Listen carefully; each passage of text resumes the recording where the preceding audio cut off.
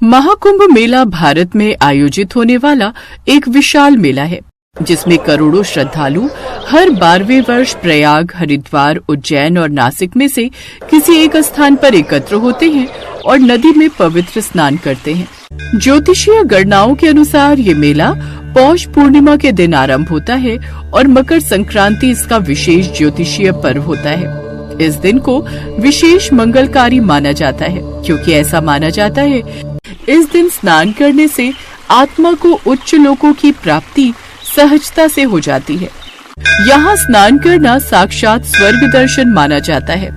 लेकिन क्या महाकुंभ में स्नान करने वाले सभी लोग एक प्रकार का सामान्य पुण्य पाते हैं और क्या वो सभी स्वर्ग को प्राप्त होते हैं? आइए जानते हैं इस महाकुंभ की कथा में।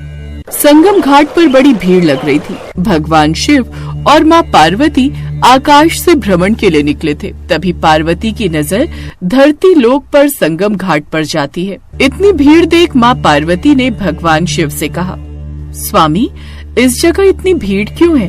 भगवान शिव ने कहा, सोमवती पर्वत पर त्रिवेणी में स्नान करने वाले लोग स्वर्ग जाते हैं। उसी का लाभ लेने के लिए यहाँ स्नानार्थियों की भीड़ जमा है। पार्वती जी का कौतूहल तो शांत हो गया, पर उनको एक नया संदेश उपजा।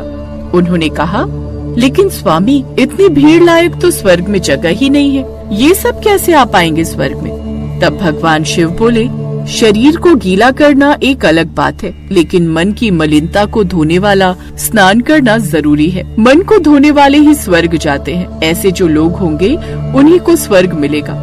ये सुनकर पार्वती जी का संदेह और बढ़ गया। उन्होंने कहा, स्वामी, ये कैसे पता चलेगा कि किसने अपना शरीर धोया है और किसने अपना मन धोया है?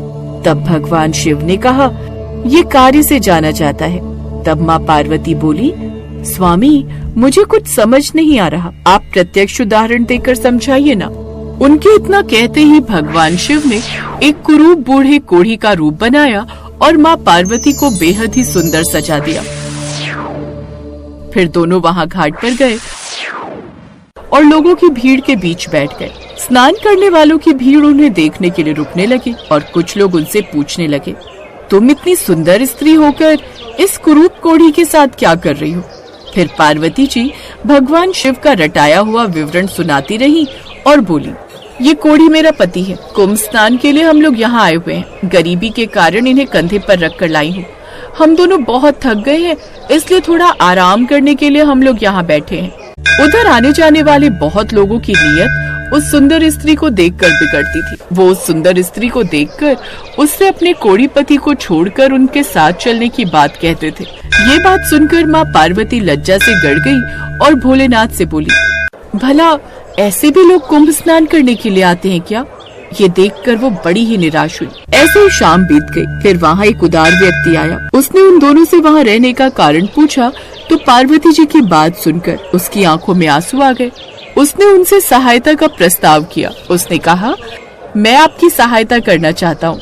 उसने कोढ़ी को कंधे पर बिठाया और शिप्रा घाट तक पहुँचाया। उस आदमी के हाथ में जौ और सत्तू था। वो उसने उन दोनों को भी खिलाया। साथ ही उस सुंदरी की बार बार नमन करते हुए कहा, आप जैसी देवियां ही इस धरती के स्तंभ हैं। धन्य है आप जो इस प्रकार अपने पति धर्म को निभा रही हैं।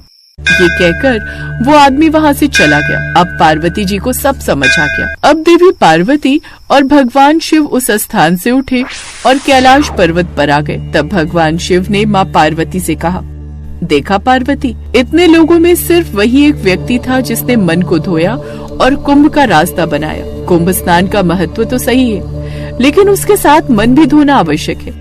पार्वती जी समझ गई कि कुंभ महत्व सही होते हुए भी क्यों लोग उसके पुण्य के महत्व से वंचित रह जाते हैं। इसीलिए कहा जाता है कि जब भी कुंभ स्नान के लिए जाए, शरीर के साथ साथ मन का धोना भी उतना ही जरूरी है। हिंदू धर्म में इस कुंभ मेले का वार्षिक धार्मिक और आध्यात्मिक महत्व है। यह पर्व करोड़ों श्रद्धालुओं को आध्यात्मिक ऊर्जा प्रदान करता है और सनातन संस्कृति की महानता को दर्शाता है। मान्यता है कि करोड़ों वर्ष पूर्व देवताओं और दानवों के बीच समुद्र मंथन के दौरान जो अमृत कुंभ निकला था, उसके अमृत की कुछ बूंदें पृथ्वी पर गिर गई थी। इन्हीं स्थानों पर हर 12 वर्ष में कुंभ मेले का आयोजन होता है। प्रयागराज, हरिद्वार, उज्जैन और नासिक ये 4 प्रमुख स्थान हैं जहां कुंभ का आयोजन किया जाता है। कुंभ मेला हर 12 साल में आयोजित होता है, जबकि 6 साल में अर्ध कुंभ का आयोजन किया जाता है। इसके अलावा यहाँ कई आध्यात्मिक और धार्मिक सभाएं आयोजित होती हैं, जिनमें साधु संतों के प्रवचन और विभिन्न अनुष्ठान शामिल होते हैं।